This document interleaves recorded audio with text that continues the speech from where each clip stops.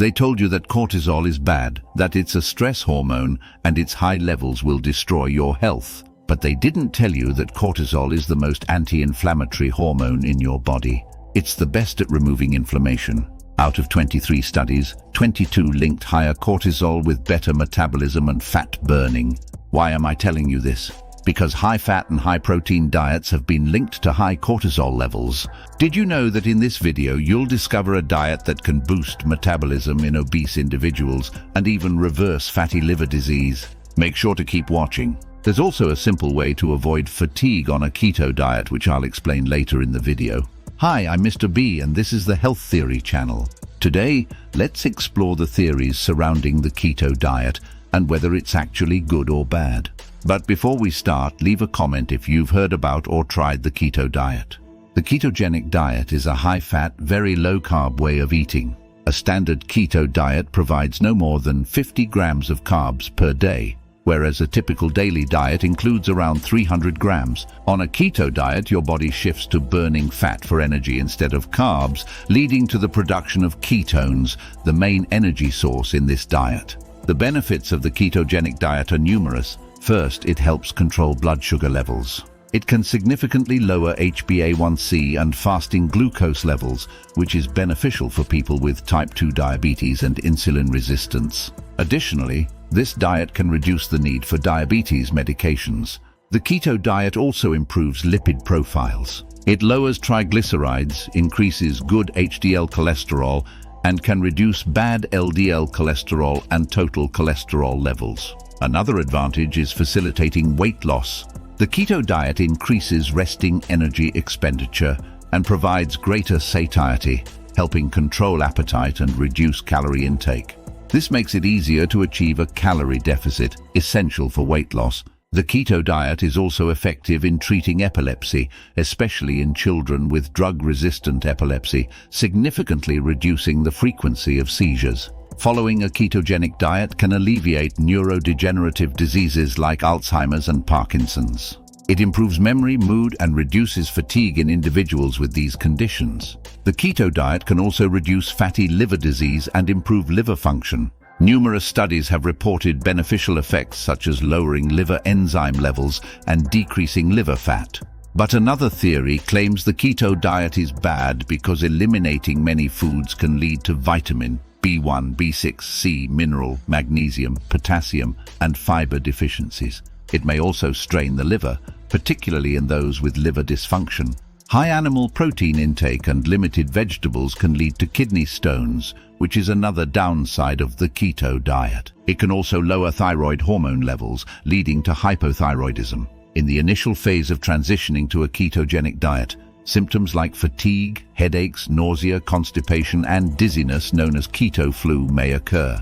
The keto diet also increases the risk of hypoglycemia in people with type 1 diabetes.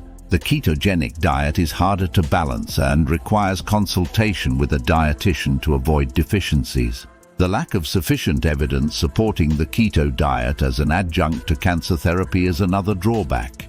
Where did this come from? From incorrect conclusions drawn from a single scientific study.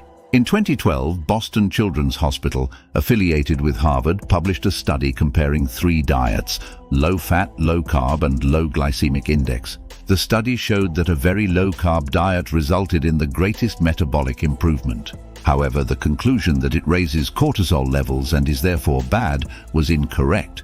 Let's start by understanding that elevated cortisol levels are not always bad. In metabolic syndrome, where there is insulin resistance or type 2 diabetes, we see increased cortisol production, decreased cortisol clearance, and heightened activity of the enzyme 11-beta-hydroxysteroid dehydrogenase. This enzyme converts inactive cortisone into active cortisol, especially in fat tissue.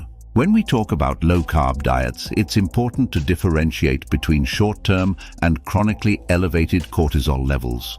The temporary increase in cortisol observed on a low-carb diet can be beneficial because cortisol has anti-inflammatory properties. It's the most anti-inflammatory hormone in our body, which is crucial for improving metabolism and burning fat. In a 2007 study involving obese men, participants were divided into two groups, one on a high-fat, low-carb diet and the other on a balanced diet.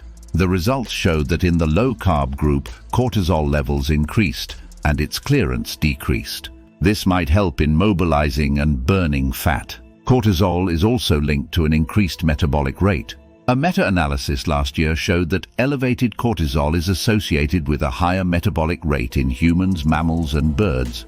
This means higher cortisol levels contribute to better energy burning, which is key in low-carb diets. Despite concerns about elevated cortisol, we do not observe negative effects such as osteopenia, osteoporosis, hypertension, or muscle loss on low-carb diets. On the contrary, studies show these diets help reduce body weight and improve metabolic health. So how does this theory apply to our lives?